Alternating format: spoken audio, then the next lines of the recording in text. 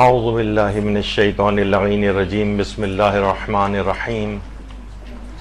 الحمد للہ وکفا وسلام علی عبادہ الذین اصطفیٰ. درود بھیجیے محمد.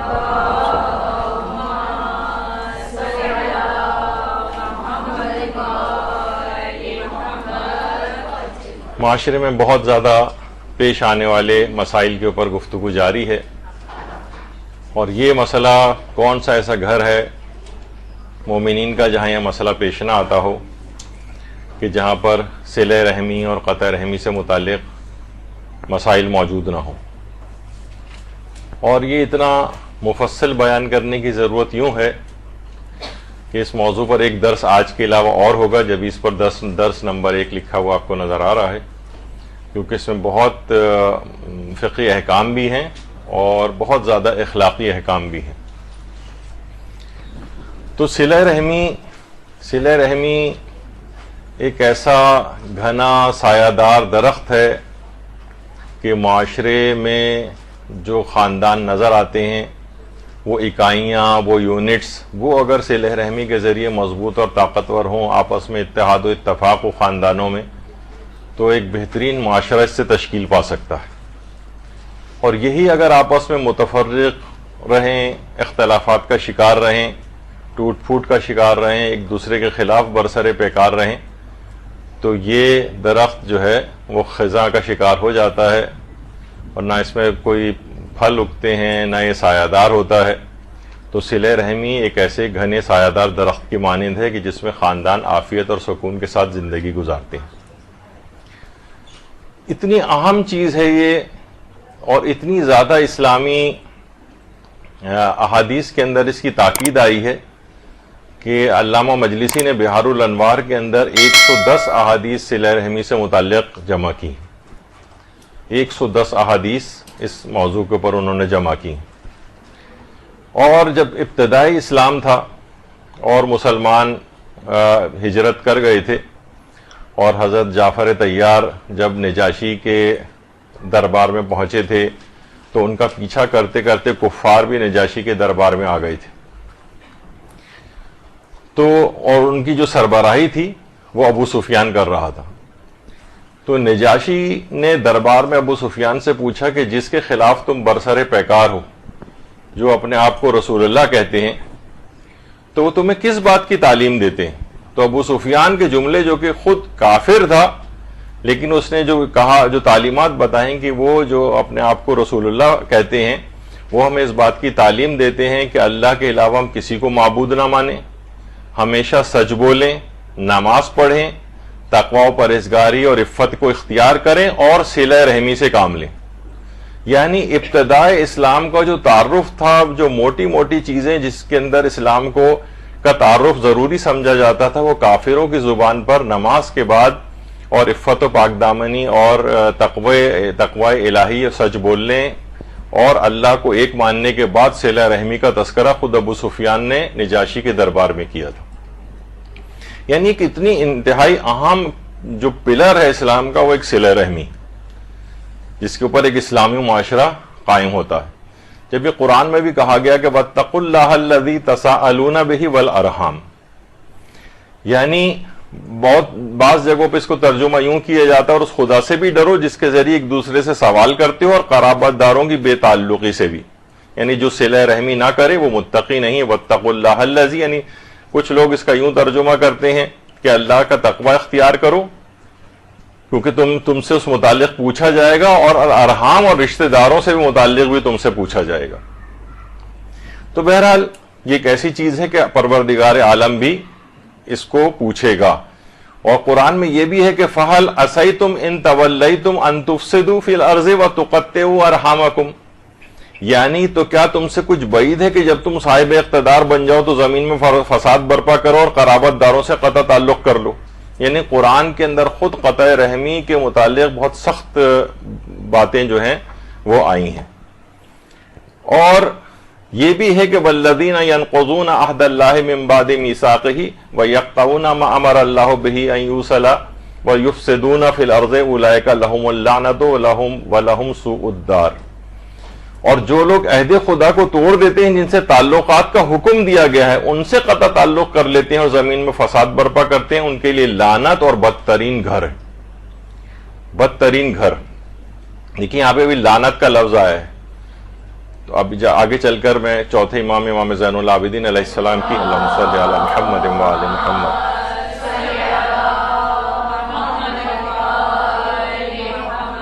جس میں انہیں قاطع رحم سے کہا کہ اس سے دور رہو، کیونکہ قرآن میں اس میں 3 مرتبہ لعنت کی گئی۔ تو اس میں دیکھیں ایک تو یہی کہ جو رشتہ داروں سے تعلقات کو قطع کرتے ہیں ان کے لیے لعنت ہے اور بدترین گھر ہے، یعنی جہنم ہے ان کے لیے۔ اور پھر یہ بھی ہے کہ والذین یصلون ما امر اللہ بہ ان یوصل ویخشون ربہم ویخافون سوء الحساب، اور جو ان تعلقات کو قائم کرتے ہیں جنہیں خدا نے قائم رکھنے کا حکم دیا اور اس سے ڈرتے ہیں اور بدترین حساب سے خوفزدہ رہتے ہیں، متقین کی صفات بیان کی گئی، یعنی ان سے تعلقات قائم رکھنا جن سے تعلقات قائم رکھنے کا خدا نے حکم دیا ہے۔ صلہ رحمی کی کتنی زیادہ تاکید سورہ رعد کے اندر ہے، قرآن کی دیگر آیات کے اندر بھی، اور خود ہمارے امام زمانہ علیہ الصلوۃ والسلام کے متعلق اللہم صلی علی محمد و آل محمد۔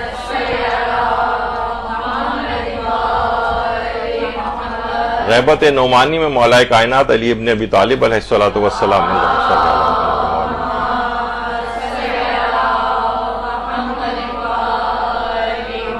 اتنی ساری خصوصیات میں کن خصوصیات کا تذکرہ کر رہے ہیں مولا امام زمانہ کی؟ 2 خصوصیات کا، کہ آپ کا علم بہت زیادہ اور آپ بہت زیادہ صلہ رحمی کرنے والے۔ تو امام اپنے ہمارے زمانے کے امام ہیں، ان کی سیرت کی انتہائی اہم خصوصیت کہ اتنی سیرت کے اتنے پہلوؤں میں سے 2 خصوصیت کا، ایک علم کے لحاظ سے تذکرہ کیا اور دوسرا صلہ رحمی کے اعتبار سے تذکرہ کیا مولا نے۔ اچھا اب دیکھیے، اب ہمارے ہاں کیا ہو گیا، اس کے بالکل برخلاف ہو گیا، جسے کہا جاتا ہے نا اقربا، الف قاف رے بے، تو اس کو لوگ کہتے ہیں کہ اب لوگ اقربا نہیں بلکہ اقربا ہیں، عین لگا دیتے ہیں، اقرب بچھو کو کہا جاتا ہے، جب یہ ہے کہ قریبی رشتہ داروں کی دشمنی بچھوؤں کے ڈنگ سے زیادہ خطرناک ہوتی، یعنی اب جو ہے اگر کوئی رشتہ دار ہے تو ان کے آپس میں ایک رائیولری اور ایک جھگڑا جو ہے وہ آپس میں پایا جاتا ہے، جبکہ اسلام نے بالکل اس کے برخلاف حکم دیا ہے۔ اور امام زین العابدین علیہ الصلوۃ والسلام فرماتے ہیں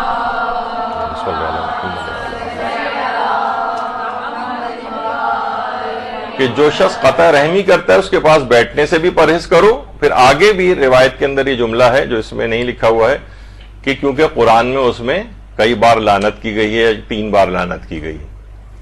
تو بہرحال قطع رحمی کرنے والے کے ایسی اس کے اوپر وہ برس رہی ہوتی ہے ایک پھٹکار، اور ایک ایسا عذاب کے اندر گرفتار ہوتا ہے کہ کہیں تم بھی اس کا شکار کہیں نہ ہو جاؤ۔ اچھا، اب مومن سے بات چیت کرنے کا، رشتہ دار مومن ہی، اب اگر رشتہ دار نکال دیں، عام دیکھیے رشتہ دار کا تو حق اور زیادہ ہے، ایک عام مومن سے بھی بات چیت کرنے کا جو فقہی حکم ہے، کیونکہ جب بھی مومنین کے متعلق رسول اللہ فرماتے ہیں کہ جب 2 مسلمان ایک دوسرے سے ناراض ہو کر کٹ جاتے ہیں تو جب تک وہ کٹے رہتے ہیں شیطان خوش ہوتا رہتا ہے، یعنی شیطان کی انتہائی خوشی کا باعث ہوتا ہے کہ اچھا یہ 2 رشتہ دار آپس میں اب یہ ناراض ہیں اور ایک دوسرے سے کٹ گئے ہیں۔ اور یہ آغا سیستانی سے بھی پوچھا گیا کہ دوسروں سے دوستی توڑنے کا کیا حکم ہے، تو انہوں نے جواب دیا مسلمان سے 3 دن سے زیادہ ناراض ہونا احتیاط لازم کی بنا پر جائز نہیں۔ پھر البتہ کہا کہ کچھ باتیں ایسی ہیں، مثلا اگر امر بالمعروف کا فریضہ اس سے دوستی توڑنے کا متقاضی ہو، یعنی امر بالمعروف اور نہی عن المنکر میں ایسے نقصان کا شکار ہو رہے ہیں کہ اب دوستی توڑ لینی چاہیے، یا دوستی نہ توڑنا شرعاً حرام ہو۔ بعض اوقات یہ ہوتا ہے کہ بھئی اب تو واجب ہے کہ اس سے دوستی توڑ لو، یا کسی ایسے فساد کا باعث ہو جس کی پابندی کرنا شارع مقدس میں کی نظر میں زیادہ اہم ہو، اس صورت میں دوستی توڑنا جائز ہے۔ انہوں نے کہا کہ لیکن اس کے علاوہ یعنی جو بہت بڑے بڑے چیزیں ہیں، بہت بڑے بڑے گناہ ہیں اور وہ ان کے الگ پہلو ہیں کہ جس میں آپ کو خود بہت زیادہ نقصان ہو رہا ہے ان سے دوستی رکھنے میں، دینی، اخلاقی یا اعتقادی نقصان، اس صورت میں پھر آپ ان سے کنارے کشی کا کر سکتے ہیں۔ لیکن اس کے علاوہ ایک عام مسلمان سے بھی 3 دن سے زیادہ ناراض ہونا احتیاط لازم کی بنا پر جائز نہیں ہے۔ یعنی ہمارے ہاں جو کتنے آرام سے جو ہے بات چیت بالکل بند کر دی جاتی ہے اور ہمیشہ کے لیے، سوائے اس کے کہ کوئی بہت بڑا خطرہ اور فساد ہو اس کے اندر، تو یہ تو بالکل ایک رشتہ دار بھی نہیں ہے، یہ تو ایک عام مسلمان یا دوستی توڑنے کے لحاظ سے ایک حکم ہے، کیونکہ عام مومنین کے لیے بھی یہی حکم ہے کہ چھٹے امام امام جعفر صادق علیہ السلام نے فرمایا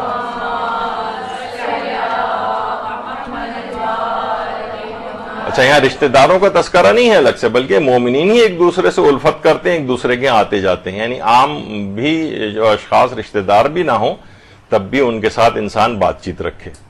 اور یہاں تک رسول اللہ صلی اللہ علیہ وآلہ وسلم نے فرمایا اللہم صلی علی محمد کہ جس شخص نے اپنے مومن بھائی سے ناراض ہو کر 1 سال تک ملنا جلنا چھوڑے رکھا، گویا اس نے اس کا ناحق قتل کیا، یعنی سال بھر تک قطع رحمی کا جو گناہ ہے وہ قتل کے گناہ کے برابر ہے۔ یعنی مومن سے ناراض ہو کر 1 سال تک بات چیت بند کر دینا یا قطع تعلق کرنا، یعنی گویا اس نے اس کا خون بہایا، روایت کے اندر یہ تو بہرحال یعنی گویا اس کو قتل کرنے کے برابر ہے 1 سال تک اگر آپ نے بات چیت بند رکھی۔ اچھا اب جو یہ مسئلہ ایک آتا ہے کہ صلہ رحمی رشتہ داروں سے کی جاتی ہے، تو رشتہ دار ہونے سے کیا مراد ہے؟ دیکھیے رشتہ دار ہونے سے مراد ایک تو نا ان سے خونی رشتہ ہو اور عرف کی نگاہ میں وہ رشتہ دار شمار ہوں، یعنی خونی رشتہ داروں میں بھی عرف کی نگاہ میں جو رشتہ دار ہوتے ہیں مثلا کون ہوتے ہیں؟ مثلا والد ہیں، والدہ ہیں، دادا دادی ہیں، نانا نانی ہیں، مثلا اس کے علاوہ چچا ہیں، ماموں ہیں اور تایا ہیں اور جو ہیں خالہ ہیں، اور اسی طریقے سے پھوپھی ہیں اور کزنس ہیں، بہن بھائی تو ہیں ہی، اور اس کے علاوہ بھانجے بھانجیاں بھتیجے بھتیجیاں وغیرہ، یہ سب کیا ہیں؟ یہ صلہ رحمی کے رشتہ دار۔ عرف کی نگاہ میں بھی یہ خونی رشتہ دار شمار ہوتے ہیں عرف کی نگاہ میں، اور ان سے خونی رشتہ بھی ہوتا ہے۔ البتہ دور پرے کے جو خونی رشتہ دار ہیں وہ صلہ رحمی کے وجوب کے اندر شامل نہیں ہیں، وہ بھی خونی رشتہ دار لیکن دور پرے کے ہیں، مثلا بھانجے بھتیجے یا بھانجیاں، ان کی اولادیں، دیکھا جائے تو ایک خونی رشتہ ان سے بھی ہے لیکن یہ ذرا دور پرے کے خونی رشتہ دار ہو جاتے ہیں۔ مثلا دادا کے بھائی ہیں یا مثلا اور اس سے ذرا جو اور رشتہ دار، یعنی جس کو کہا جاتا ہے کہ آج کل تو آپ جب خواتین سے یا کسی بزرگ سے ملیں تو وہ اتنے دور دور کے افراد کو بھی کہتا ہے بھائی یہ رشتہ دار ہیں، ان سے ملنے جانا چاہیے، حالانکہ اتنے دور کے رشتہ داروں کو صلہ رحمی کے اندر شمار نہیں کیا جاتا واجب کے عنوان میں، یعنی دور پرے کے خونی رشتہ دار وہ اس واجب کے حکم میں نہیں ہیں، البتہ ان کے ساتھ بھی ظاہر ہے کہ انسان اچھا تعلق برقرار رکھے تو اچھی بات ہے لیکن واجبات کا مسئلہ نہیں ہے۔ اور یہ بھی حضرت امیر نے فرمایا کہ بہت سے قریبی دور رہنے والوں سے بھی زیادہ دور ہوتے ہیں اور بہت سے دور والے افراد تمام اقربا سے زیادہ قریب ہو جاتے ہیں۔ بعض اوقات دیکھیے یہ بھی ہوتا ہے نا، یعنی قریبی رشتہ دار ہیں وہ آپ سے دلی طور پر اتنا دور ہو گئے ہیں کہ ایسا لگتا ہے کہ جیسے بالکل اجنبی ہو گئے، اور جو بہت دور جن کی ہم سے کوئی خاص رشتہ داری بھی نہیں ہے بلکہ رشتہ دار بھی نہیں ہے وہ ہمارے انتہائی قریب ہو جاتے ہیں۔ تو یہ ہوتا ہے کہ بعض اوقات یہ فاصلے سمٹ جاتے ہیں، ملنا جلنا ہو تو دور والے بھی نزدیک ہو جاتے ہیں اور نزدیک والے قطع رحمی کی وجہ سے دور ہو جاتے ہیں۔ اور یہ بھی ہے دیکھیے کہ حضرت امیر فرماتے ہیں جس کو خاندان والے ضائع کر دیتے ہیں اس کے ساتھ دور والے احسان کرتے ہیں اور اس کے حصے میں دور والے آ جاتے ہیں۔ یعنی آپ یہ نہ سوچیں کہ اگر آپ نے کسی سے قطع تعلق کر لیا، اس کو تنہا چھوڑ دیا تو اس کو دور والے ایسے مل جائیں گے جو رشتہ داروں سے زیادہ قریب اور اس کا خیال رکھنے والے ہوں گے۔ تو بہرحال یہ اللہ کا ایک نظام ہے اس لحاظ سے۔ اور یہ بھی امام حسن مجتبی علیہ الصلوۃ والسلام نے فرمایا صلی اللہ علیہ وسلم کہ تم سے نزدیک وہ ہے جو محبت اور مودت کے ذریعے تم سے قریب ہوا ہے، چاہے حسب و نسب کے اعتبار سے تم سے دوری کیوں نہ ہو، اور دور اصل میں وہ ہے جو محبت کے اعتبار سے دور ہو چاہے وہ تمہارا قریبی رشتہ داری کیوں نہ ہو۔ کتنی وضاحت کے ساتھ، کتنی حکیمانہ جملے جو ہے ائمہ معصومین نے ارشاد فرمائے ہیں کہ اصل میں جب محبت قلبی ہوتی ہے تو چاہے حسب نسب ہمارا نہیں بھی ملتا لیکن وہ ہمارے قریب ہو جاتا ہے، اور محبت سے اگر انسان نکل جائے تو پھر وہ تو قریبی رشتہ داری کیوں نہ ہو کوئی اس کا کوئی فائدہ نہیں ہوتا ہے۔ تو اب رشتہ داری کا معیار کیا ہے؟ رشتہ داری کا معیار یہ ہے کہ خونی رشتہ ہو اس سے، اور وہ قریب کے جو افراد ہیں جنہیں عرف جو ہے وہ رشتہ دار کہتا ہے، وہ رشتہ داری مراد ہے یہاں پر۔ اچھا، خونی رشتہ دار عام طور پر جو اس کا ایک اصول بھی بیان کیا جاتا ہے کہ خونی رشتہ دار وہ ہوتے ہیں جن سے تحائف واپس، اگر آپ نے کسی کو تحفہ دے دیا تو اس سے واپس نہیں لے سکتے. یعنی اگر اس کی بھی کچھ شرائط ہیں، اس سے پہلے کوئی درس ہوئے تھے اس میں میں نے بیان کی تھی کہ خونی رشتہ داروں سے تحائف واپس نہیں لیے جا سکتے. یعنی اب بس دے دیا آپ نے تو یہ ہو گیا. تو یہ اکثر اس موقع پر مسئلہ پیش آتا ہے جو مثلا شوہر و بیوی میں طلاق ہوتی ہے، تو وہ اگر تحفہ موجود ہو تو ایک دوسرے کو دیے گئے تحفے وہ واپس بھی لے سکتے ہیں. لیکن اگر کزنس میں شادی ہوئی ہے تو کیونکہ خونی رشتہ ہے اس سے، تو اس لحاظ سے اس کزن سے جو ہے اگر چاہے اب طلاق ہو گئی ہے تو اس سے تحفہ واپس نہیں لیا جا سکتا. تو خونی رشتہ داروں میں ایک تحفے کی واپسی کا بھی ایک مسئلہ ایک آتا ہے. اچھا، ایک مسئلہ یہ کہ رضائی رشتہ داروں سے بھی صلہ رحمی واجب ہے. تو اس پہ علماء فرماتے ہیں کہ رضائی رشتہ دار جو ہیں یہ رحم میں شامل نہیں، یعنی رضائی رشتہ دار صلہ رحمی ان سے واجب نہیں ہے، لیکن بہرحال یہ کہ ان سے بڑی تاکید ہے. خود پیغمبر اکرم صلی اللہ علیہ وآلہ وسلم محمد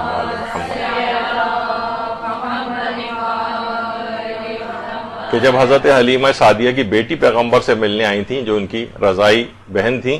تو پیغمبر ان کے احترام میں کھڑے ہوئے تھے اور ان کا بڑا عزت و اکرام انہوں نے کیا تھا. تو بہرحال کیا رضائی رشتہ دار صلہ رحمی میں شامل ہے؟ تو واجبات کے لحاظ سے نہیں، یعنی کیونکہ یہ رشتہ دار جو ہوتے ہیں یہ رحم کے اعتبار سے جن سے خونی رشتہ ہوتا ہے، دودھ شریک جو ہے خونی رشتہ دار شمار نہیں ہوتے. اچھا، کچھ رشتے ہمارے قائم ہوتے ہیں آپس میں ازدواج سے. مثلا ویسے رشتہ نہیں تھا لیکن اب وہی جو ہے آج کل اصل خونی رشتہ دار ہٹ جاتے ہیں اور انسان کا پورا جھکاؤ مثلا سسرالی رشتہ داروں کی طرف ہو جاتا ہے. حالانکہ جو سسرالی رشتہ دار ہیں وہ صلہ رحمی کے عنوان میں داخل نہیں ہیں، مثلا سالہ سالی ہیں یا اور اس طرح کے. اور اسی طرح شوہر و بیوی کے جو رشتہ دار آپس میں یہ بھی مثلا شوہر کے رشتہ دار ہیں، بیویوں کے رشتہ دار ہیں، یہ بھی صلہ رحمی کے عنوان میں داخل نہیں. تو یہ جو سسرالی رشتہ داروں سے صلہ رحمی ہے، مثلا سالی سے، سالے سے، حتیٰ کہ ساس اور سسر بھی اس میں شامل ہیں. ساس اور سسر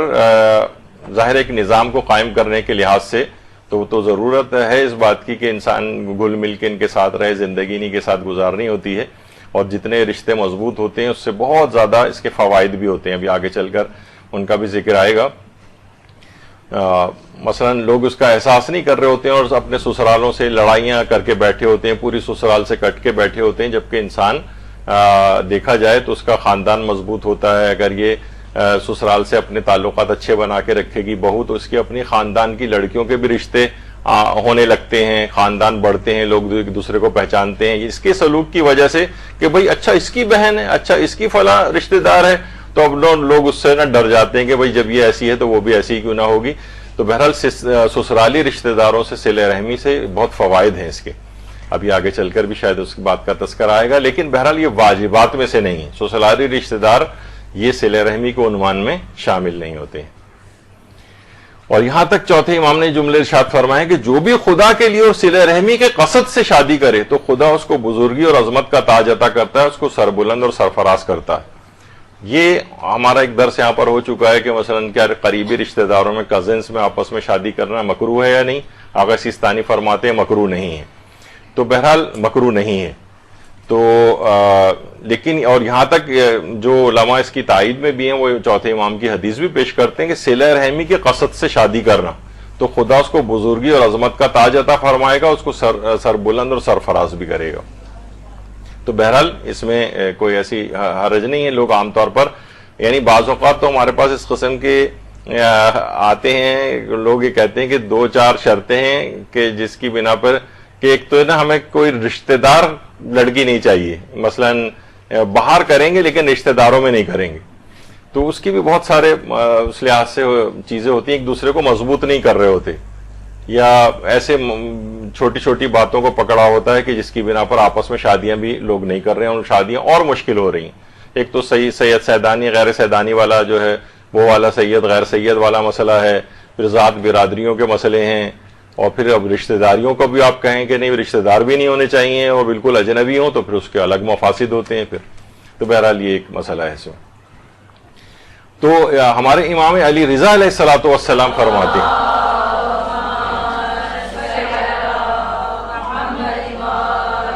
کہ اگر شادی بیاہ کے لیے اللہ اور اس کے رسول کی طرف سے کوئی حکم صادر نہ بھی ہوتا تب بھی ترغیب کے لیے وہی فوائد کافی ہوتے جو اللہ نے ازدواجی زندگی کے اندر رکھے ہیں، جیسے رشتہ داروں کے ساتھ نیکی کرنا، غیروں سے رشتہ و تعلق قائم کرنا. یہ ایسے فوائد ہیں جو عقل مندوں اور اپنی بھلائی چاہنے والوں کو نکاح کی طرف راغب کرنے کے لیے بہت کافی ہوتے. یعنی اللہ حکم نہ بھی دیتا تب بھی ایک عقلی حکم تھا.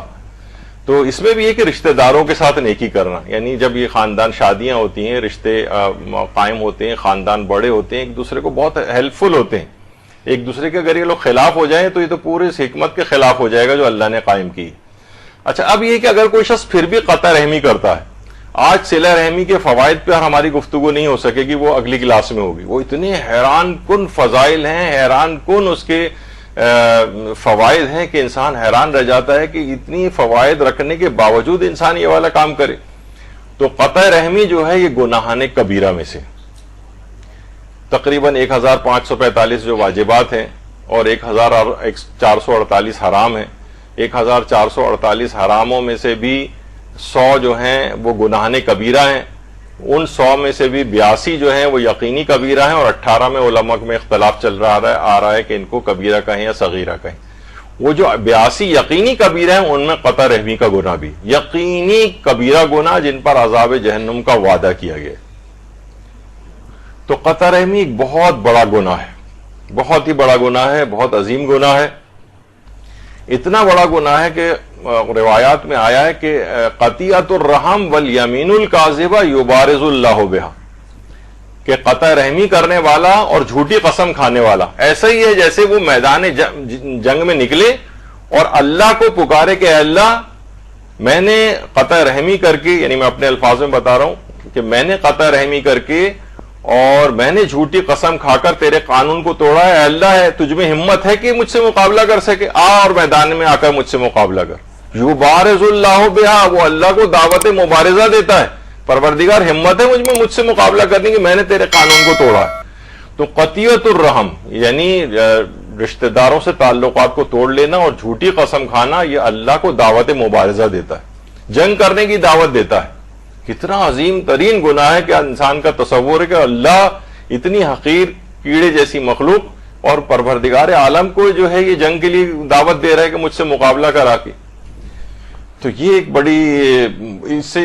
گناہ کی اس کا اندازہ لگائیں آپ. اور پیغمبر اکرم صلی اللہ علیہ وآلہ وسلم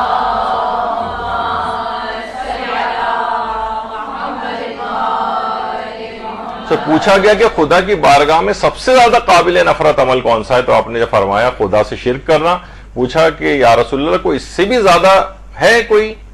اس کے بعد کون سا عمل جو سب سے زیادہ غضب الہی کا باعث ہو؟ فرمایا قطع رحمی. یعنی اللہ سے شرک کے بعد پیغمبر نے سب سے زیادہ جو عمل قابل نفرت بتایا ہے وہ قطع رحمی، رشتہ داروں سے تعلقات کو توڑ لینا. اچھا، اب لوگ کہتے ہیں بھائی ہم کیا کریں، رشتہ دار نے تو خود ہی ہم سے قطع تعلق کر لیا ہے. رشتہ داروں نے اگر خود قطع تعلق کیا ہو، اس پہ علماء کہتے ہیں کہ بھائی اگر وہ برائی نہیں چھوڑتا ہے تو آپ بھلائی کیوں چھوڑتے ہیں؟ یعنی اس نے قطع تعلق کیا ہے تو یہ اس کا اپنا مسئلہ ہے، وہ آخرت میں جواب دہ ہوگا. آپ صلہ رحمی کے جو طریقے ابھی آگے چل کر بیان ہوں گے ان میں سے آپ اپنے طریقہ کار کے مطابق عمل کرتے رہیں. وہ ابھی آگے چل کر آئے گا مرحلے وار کہ کون کون سے چیزیں قطع صلہ رحمی کے اندر شامل ہوتی ہیں. تو چاہے رشتہ دار نے خود سے قطع تعلق کر لیا ہو تب بھی آپ کے لیے واجب ہے کہ اس سے صلہ رحمی کرتے رہیں، اور اس کے مسائل ابھی آگے آتے ہیں. امام حسین علیہ الصلوۃ والسلام فرماتے ہیں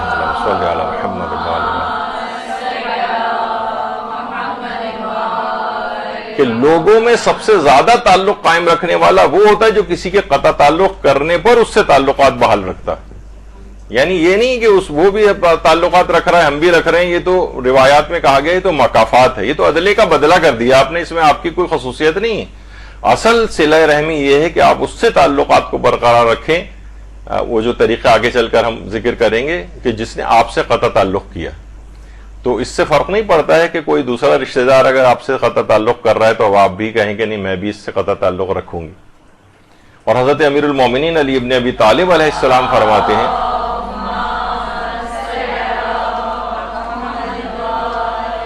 کہ اپنے نہایت قریبی رشتہ داروں سے تعلقات بنائے رکھو، خواہ وہ لوگ تم سے دوری کیوں نہ اختیار کریں. یعنی حکم ہے مولا کا ہی، تو بہرحال کوشش کریں کہ قطع رحمی نہ ہونے پائے. اور دوسرا، اگر وہ آپ سے کھچ رہا ہے، کٹ رہا ہے، قطع تعلق کے اوپر آمادہ ہے، تو کوشش کریں کہ آپ کم سے کم صلہ رحمی کا اس سے تعلق برقرار رکھیں. اور یہ علماء سے بھی فتویٰ پوچھا گیا کہ جو صلہ رحمی نہ کرتے ہوں کیا ہم ان سے قطع رحمی کر سکتے ہیں؟ جواب دیا کہ ایسا کرنا جائز نہیں ہے، یعنی حرام ہے. لوگ یہ عموماً بہانہ بناتے ہیں کہ بھئی ہم کیا کریں، وہ تو خود ہی ہم سے نہیں مل رہا ہے یا ملنا نہیں چاہتا ہے، تو پھر ہم کیوں اس کے پاس جائیں. تو ہر لوگوں کا یہ ناکوں کا بھی ایک مسئلہ اس کے اندر آ جاتا ہے کہ جو ہے اپنی مونچھیں نیچی ہم کیسے کر لیں مثلا. تو صلہ رحمی اتنی ضروری ہے. اچھا، ایک چیز اور بھی آتی ہے، جو ذرا سے دیندار ہوتے ہیں تو وہ ذرا بہت اور سینسیٹیو ہو جاتے ہیں. وہ کہتے ہیں کہ اگر دین سے لاپرواہ ہو رشتہ دار، وہ مثلا بے نمازی ہو، شرابی ہو، تو کیا اس سے بھی صلہ رحمی کریں؟ جواب ہے کہ جی ہاں، اس سے بھی صلہ رحمی کریں، البتہ ان طریقہ کار کے مطابق جو آگے چل کر آئیں گے، کیونکہ صلہ رحمی کے کچھ طریقے کچھ لوگوں کے لیے فائدہ مند ہوتے ہیں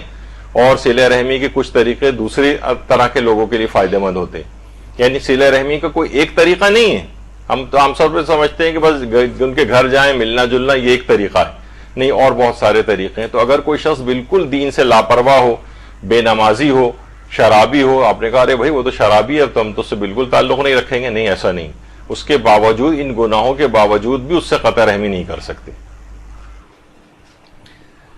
صفوان جہم بن حمید یا حمید سے روایت کرتے ہیں کہ انہوں نے کہا کہ میں نے امام جعفر صادق علیہ السلام کی خدمت میں عرض کیا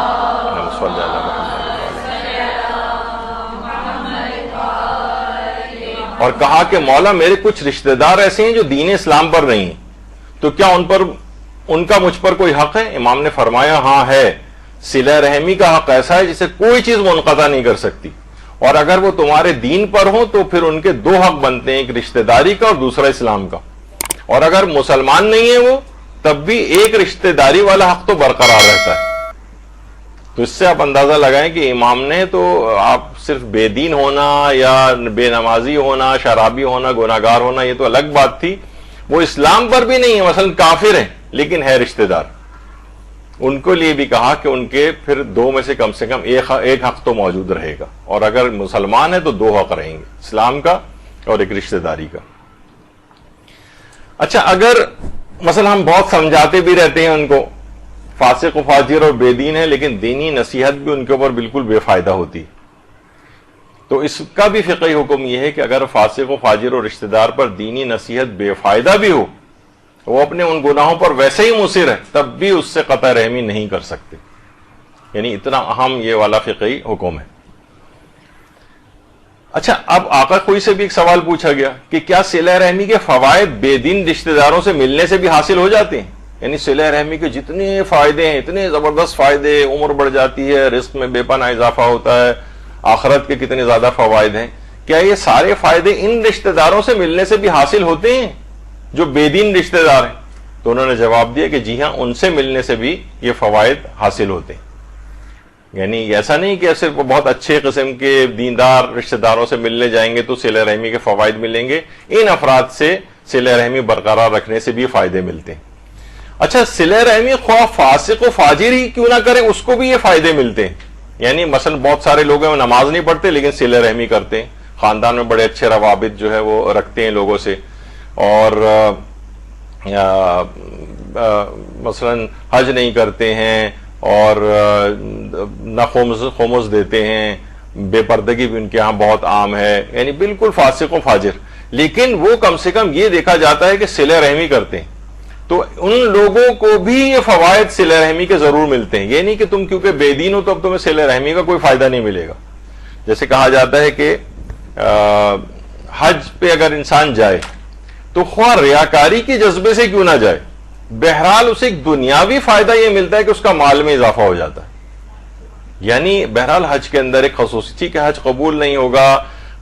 حج کو تم نے جو ہے ریاکاری کے جذبے سے کیا، بالکل اخلاص کے ساتھ قربتاً اللہ ہونا چاہیے تھا وہ، یا شہرت کے لیے کیا کہ جناب ان کے اتنے حج ہو گئے اس سال اور اتنے حج ہو گئے، تو لیکن بہرحال ایک فائدہ یہ اس کو ضرور ملتا ہے، چاہے حج اس کا باطل ہی کیوں نہ ہو جائے. کہ بہرحال اللہ اس کا یہ احسان نہیں رکھتا کہ تم نے اتنا پیسہ خرچ کر کے یہاں پر آئے، تمہیں بہرحال تمہارے مال میں اضافہ ہو جائے گا۔ تو اسی طریقے سے صلہ رحمی خواہ فاسق و فاجر افراد ہی کیوں نہ کریں، ان کو فوائد ملتے ہیں۔ جب بھی بہت سارے لوگ یہ کہتے ہیں کہ بھئی یہ کیا ہے، وہ دیکھیے وہ تو نماز بھی نہیں پڑھتا تب بھی کتنی فراوانی ہے ان کے یہاں پیسوں میں، وہ تو دیکھیے روزے بھی نہیں رکھتے ہیں، حج بھی نہیں کرتے ہیں، لیکن کبھی ہم نے بیمار پڑتے بھی نہیں دیکھا، اور ہم دین کی پابندی کرتے ہیں اور جناب غربت بھی آ رہی ہے، پریشانیاں بھی آ رہی ہیں، بیماریاں بھی آ رہی ہیں مثلا۔ تو بہرحال دیکھیے کیونکہ وہ صلہ رحمی اگر کر رہے ہیں نا تو اس کا لازمی نتیجہ ہی نکلتا ہے کہ بہرحال ان کو وہ فوائد ملتے ہیں۔ تو جو فاسق و فاجر ہوں ان سے صلہ رحمی سے بھی آپ کو فوائد حاصل ہوں گے، اور اگر کوئی فاسق و فاجر صلہ رحمی کر رہا ہے تو وہ بھی فوائد اٹھاتا ہے اس سے۔ کون سی صلہ رحمی حرام ہے؟ دیکھیے کچھ صلہ رحمی ایسی ہیں کہ مثلا جس سے آپ کا عقیدہ و عمل اور اخلاق خراب ہوا جا رہا ہے، کوئی ایسا مفسدہ ہے، کوئی ایسی اس کے گناہ کی تائید آپ سے ہو رہی ہے صلہ رحمی کے نتیجے میں، ایسی صلہ رحمی حرام۔ مثلا آپ نے بڑے اچھے تعلقات رکھے ہوئے ہیں اس فاسق و فاجر سے، مثلا اب وہ کہہ رہا ہے کہ گھر میں مثلا جو ہے نا ورائٹی پروگرام ہے، یا میں نے شام غزل کا جو ہے اہتمام کیا ہے، اب میرے ساتھ ذرا چل کے ذرا ارینجمنٹ کروا دو۔ اب آپ کے تعلقات بہت اچھی ہیں، آپ کہیں بھائی صلہ رحمی کا تو عنوان یہ ہے کہ بہرحال ان سے اس کے کام آنا چاہیے، تو نہیں، یہ والی صلہ رحمی یہ جائز نہیں۔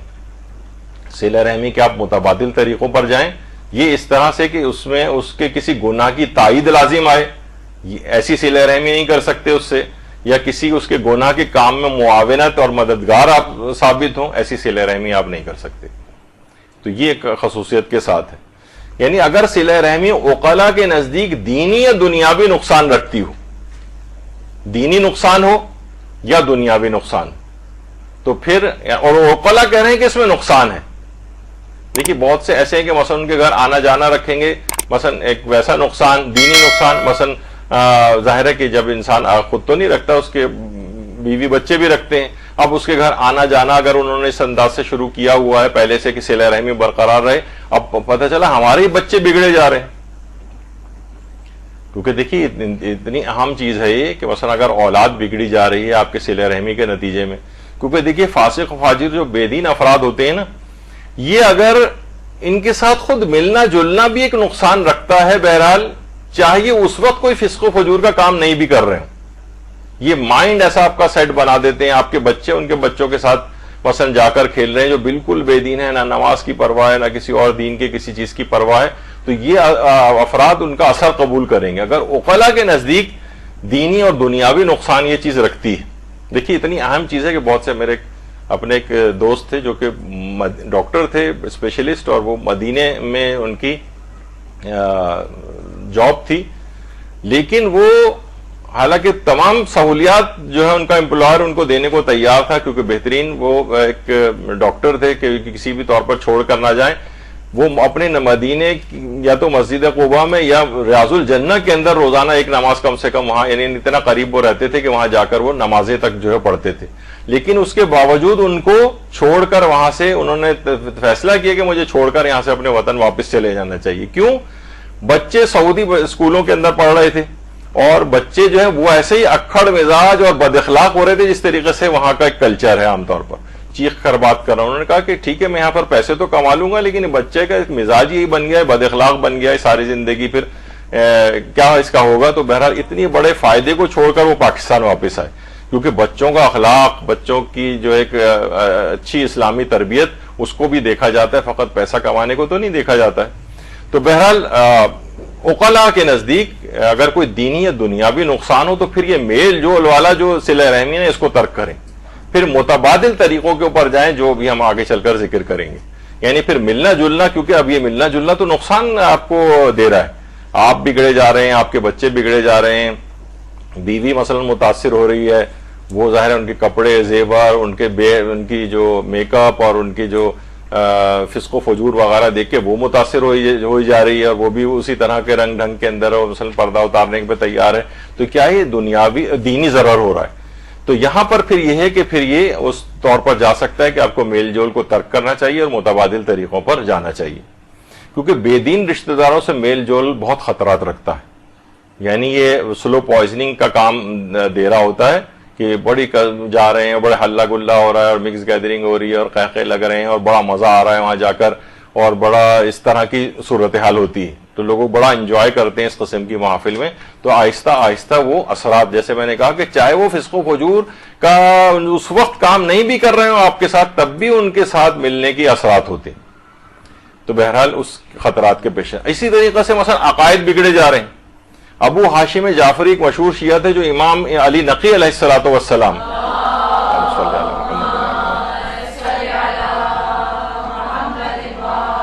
امام نے ان پر اعتراض کیا کہ تم عبد الرحمن ابن یعقوب کے ساتھ کیوں اٹھتے بیٹھتے ہو؟ ابو ہاشم نے کہا مولا وہ میرا ماموں ہے. امام نے فرمایا اس کا عقیدہ خراب ہے، یا اس کے ساتھ بیٹھو اور ہمیں چھوڑ دو، یا ہماری ہم نشینی اختیار کرو اور اسے چھوڑ دو. ابو ہاشم نے کہا مولا اس کا عقیدہ اس کے ساتھ ہے، میرا عقیدہ تو درست ہے، اس کے باطل عقیدے کا مجھ سے کیا نقصان ہے؟ امام نے فرمایا کہ تمہیں اس کا خوف نہیں کہ اس پر کوئی عذاب آئے اور اس کے نزدیک ہونے کی وجہ سے وہ تمہیں بھی اپنی لپیٹ میں لے لے، یعنی تم بھی اس کے عقیدے سے متاثر ہو جاؤ. یعنی ایسے افراد، دیکھیے بہت سارے افراد ایسے ہوتے ہیں جو غالی فکر کے ہوتے ہیں، یا مثلا دہریے ہوتے ہیں. کتنے لوگ ہمارے پاس آتے ہیں کہ گھر میں چچا مثلا ساتھ رہتا ہے، وہ دہریہ ہے، وہ بچوں کو قائل کرتا رہتا ہے. کیونکہ ایسے افراد جو ہے نا، جو ہوتے ہیں غلط عقائد والے، یہ اپنی تبلیغات بھی کرتے رہتے ہیں اور ایسے منطقی مغالطے ڈال رہے ہوتے ہیں، ایسے ایسے اشکالات پیش کر رہے ہوتے ہیں کہ آدمی پزل ہو جاتا ہے. امام نے اسی کی طرف اشارہ کیا کہ چاہے وہ تمہارا ماموں ہے لیکن انتہائی غلط عقائد کا اختیار کر رہا ہے، اور جو عذاب خدا اس پر آئے گا، یعنی تم بھی اگر اس سے متاثر ہو گئے تو تمہارے ساتھ بھی ایسے ہی ہوگا، تمہیں بھی اپنی لپیٹ میں لے لے گا. تو امام نے بڑا سخت سٹانس اس میں اختیار لیا کہ بہرحال کہ غلط عقائد والے لوگوں کے ساتھ اب یہ کہ دینی ضرر ہو رہا ہے. اس رشتہ دار جو اس قسم کے افراد ہیں، مثلا بہت سارے ہیں، کچھ لوگ کہتے ہیں کہ جناب ہم ان کے گھر جاتے ہیں تو وہ جو خاندان میں بزرگ صاحب بیٹھے ہوتے ہیں وہ ہر ایک کو تقلید کے خلاف لوگوں کو قائل کر رہے ہوتے ہیں، تقلید چھوڑ دینی چاہیے، اور اس طرح کے مغالطے پیدا کر رہے ہوتے ہیں. نمازوں میں کون کون سے اضافے کرنے کے اوپر لوگوں کو قائل کر رہے ہوتے ہیں. تو کیا ہے کہ یہ اس قسم کے افراد سے پھر آپ دیکھیں کہ یہ آپ اخلاقی لحاظ سے یا اعتقاد کے اعتبار سے کوئی گمراہ کرنے والا تو نہیں ہے، تو اس سے پھر دوری اختیار کرنا پڑتی ہے. ہاں یہ ضرور ہے کہ جو بے دین رشتہ داروں سے صلہ رحمی ہے نا، اس کی کوئی معنوی کمک آپ کریں. مثلا آپ ان سے ملے جلیں کہ بھائی ان کو ہم چینج کریں گے، ان پہ اپنا انفلوئنس دینی ڈالیں گے، ان کو ہم راہ راست کے اوپر لے کر آئیں گے. ان کی معنوی کمک ضروری، ان کو کتابوں کے تحفے دیں، اس طرح کے ایسے کلپس ان کو فارورڈ کریں سننے کے اعتبار سے. بہرحال آہستہ آہستہ، اس میں کوئی جلد بازی کی ضرورت نہیں ہے، آہستہ آہستہ ان کے اوپر اثر پڑے گا اس کا. تو بے دین رشتہ داروں سے اس صورت میں ملا جا سکتا ہے کہ جب آپ خود ان سے متاثر نہیں ہو رہے ہیں بلکہ آپ ان کو انفلوئنس کر سکتے ہیں، تو پھر ٹھیک ہے ان سے ملنا جلنا رکھیں، کیونکہ اب آپ کی نیت تبدیل ہو گئی، کیونکہ آپ دینی لحاظ سے مضبوط ہیں اور آپ اپنا انفلوئنس دینی ان کے اوپر ڈال سکتی ہیں. اچھا، اب صلہ رحمی کے لیے فسق و فجور والے نکاح اور شادیوں اور تقریبات میں جانا کیسا ہے؟ لوگ کہتے ہیں بھائی رشتہ دار ہیں، ہمیں تو جانا پڑے گا. اب کیا کریں؟ کیونکہ ایسے رشتہ دار وہ کہتے ہیں اگر ہم رشتہ دار ان کی شادیوں میں نہیں گئے تو قطع تعلق ہمارا ہو جائے گا ہم سے. تو اب کیا ہوتا ہے؟ آغا سیستانی کا فتویٰ. اس سے پوچھا گیا کیا نکاح کی مشترکہ محافل منعقد کرنا، یعنی مکس گیدرنگ جس میں عورت اور مرد جو ہیں وہ مسلمان و غیر مسلم سب ایک جگہ جمع ہوں اور حجاب کی مراعات بھی کی گئی ہو. بہت سے کہتے ہیں بھائی ہم تو حجاب کر کے جا رہے ہیں نا وہاں پر، تو کیا وہاں پر جانا جائز ہے؟ تو انہوں نے جواب دیا جذبات کو بھڑکانے والی مشترکہ محافل یعنی مکس گیدرنگ کا انعقاد جائز نہیں ہے، اور ظاہر ہے کہ شادی بیاہ کی محفلوں میں ایسا ہوتا ہی ہے، ایسا ہی ہوتا ہے، کیونکہ لوگ بے پناہ اس میں سنگار کر کے آئی ہوتی ہیں، بے پردہ ہوتی ہیں، میک اپ کر کے آئی ہوئی ہوتی ہیں. تو اگر اس طرح کی مکس گیدرنگ ہو تو وہ فرماتے ہیں کہ جذبات کو بھڑکانے والی مشترکہ محافل یہ شادی بیاہ کی محفلوں میں ایسا ہی ہوتا ہے، لہٰذا مشترکہ محفل کے بجائے علیحدہ علیحدہ انتظام ہونا چاہیے. یہ تو ایک انہوں نے اس لحاظ سے بات کہی کہ مکس گیدرنگ والا جو سلسلہ ہے. پھر یہ کہ سوال پوچھا گیا علماء سے کہ اگر شادی کی ایسی تقاریب میں شرکت نہ کریں جس میں لہو و لعب ہو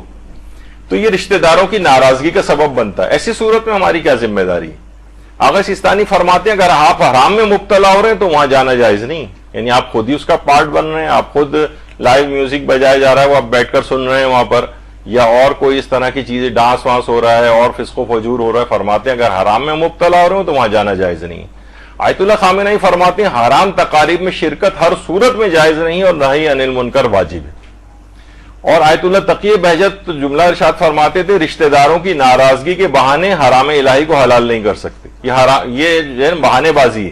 کہ اگر ہم نہیں گئے تو جناب وہ جو ہے نا وہ قطع تعلق ہو جائے گا ہمیشہ کے لیے. نہیں، ایسا نہیں ہے، یہ صرف بہانے، آپ دیگر طریقوں سے بھی صلہ رحمی کر سکتے ہیں. اور آیت اللہ ناصر مکارم شیرازی فرماتے ہیں اگر نہیں انل منکر کی استطاعت نہ رکھتے ہوں تو ایسی تقاریب میں شرکت ہی نہ کریں. یعنی کون سی؟ جو بالکل حرام، جس میں آپ بھی حرام میں مبتلا ہو رہے ہوں. ایک وہ شادی بالکل لہو و لعب کی شادی جو ہے وہ بن رہی ہے، بے تحاشا، یعنی مکس گیدرنگ، اور بعض اوقات وہاں پہ نوجوان لڑکے لڑکیوں کا ڈانس اور پتہ نہیں کون کون سے اور اس طرح کے فسق و فجور شروع ہو جاتے ہیں. تو بہرحال ایسی پھر جگہوں پہ آپ کو خود جا کر فیصلہ کرنا ہے کہ ایسی شادیوں کے اندر شرکت، یا کم سے کم وہاں جائیں، ہاتھ واتھ ملائیں اور اس کے بعد واپس آ جائیں، تحفہ تحائف دے کے، لفافہ دے کے، جو بھی آپ کا فریضہ بنتا ہے. لیکن اس میں پورے وقت شرکت کر کیے رہنا، یا کسی کی ایسی دور پڑے کی کسی جگہ کونے خدرے کا انتخاب کر لیا جائے. آج کل تو ایک ٹرینڈ اور ہو گیا کہ آپ بہت زیادہ مذہبی ہیں تو ٹینٹ آپ کے لیے لگا دیے گئے، اس کے پیچھے جو کرسیاں رکھی ہیں وہاں جا کر بیٹھ جائیے آپ. یعنی یہ بھی ہوتا ہے کہ ان کو پردے کے اندر وہاں پہ بٹھا دیا جاتا ہے تاکہ وہ اور چیزوں کے اوپر اعتراض نہ کریں. تو بہرحال یہ اس طرح سے گناہوں سے بھرپور اگر کوئی شادی ہے تو اس میں شرکت کا حکم تو یہ حرام الہی کو حلال نہیں کرے گا، آپ کو اپنی فقہی ذمہ داری کو پورا کرنا ہے. اچھا، یہ بھی پوچھا گیا آغا سستانی سے کہ شادی کی محفلوں میں گانا بجانا بہت عام ہو گیا ہے، بس اگر شادی کسی قریبی رشتہ دار کی ہو تو صلہ رحمی کے عنوان سے کیا وہاں جانا جائز ہے؟ تو انہوں نے فرمایا کہ بہرحال ایسی محفل میں جانا حرام تو نہیں ہے، لیکن اگر آپ کا جانا باطل کی تائید شمار نہ ہوتا ہو اور اس کے باوجود نہیں انل منکر کرنا واجب ہے اگر شرائط موجود ہوں، اور احتیاط واجب کی بنا پر ان کے کام سے ناراضگی اور ناپسندیدگی کا اظہار بھی کرنا واجب ہے، چاہے انہیں اس بات سے کوئی فرق نہ پڑتا ہو تب بھی اظہار ناراضگی واجب ہے. یعنی اس وقت آپ کو جانے کی اجازت ملے گی وہاں پر کہ ایک تو باطل کی تائید شمار نہ ہوتا ہو، اور ایسا انداز اختیار کرنا، یعنی آپ کے کہنے سے نہ کوئی رک رہا ہے، نہ وہاں پہ گانے بجانے بند کیے جا رہے ہیں، نہ مکس گیدرنگ بند ہو رہی ہے، تب آپ کے لیے ایسا اظہار ناراضگی کرنا جو ہے وہ ضروری ہو جاتا ہے کہ ان کو پتہ چل جائے کہ آپ ان کے اس فعل حرام کے خلاف ہے. درود بھیجیے.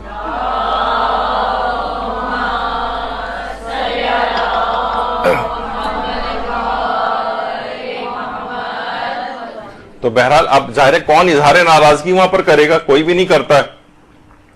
تو اس لحاظ سے پھر آپ کا یہ فریضہ رہے گا کہ اگر وہاں جائیں تو کم سے کم اظہار ناراضگی ضرور کرنا پڑے گا. اچھا، واجب و کم ترین صلہ رحمی کی حد کیا ہے؟ دیکھیے، صلہ رحمی تو بہت سارے اس کے طریقہ کار ہیں نا. یعنی ہم یہ چاہ رہے ہیں کہ بس ٹھیک ہے، ہمیں نا گناہ ہمیں نہ ملے قطع رحمی کا، منیمم تعلق کیا رکھیں. حضرت امیر المومنین علیہ الصلوۃ والسلام فرماتے ہیں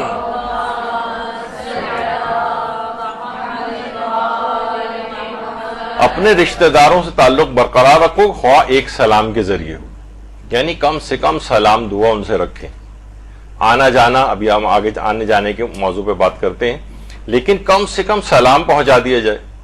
سلام کہہ دیا جائے جب بھی ملیں ایک دوسرے کو. یہ ایسا نہ ہو کہ بالکل کٹ گئے، سلام دعا تک نہیں کر رہے ایک دوسرے سے. سامنے سے اگر آ بھی رہے ہوں تو آپ کٹ کے ادھر چلی گئیں، وہ ادھر چلے گئے، یہ نہیں ہونا چاہیے. یعنی کم سے کم سلام کا ایک رشتہ باقی رہنا چاہیے. اور ایک روایت میں چھٹے امام جعفر صادق علیہ السلام نے فرمایا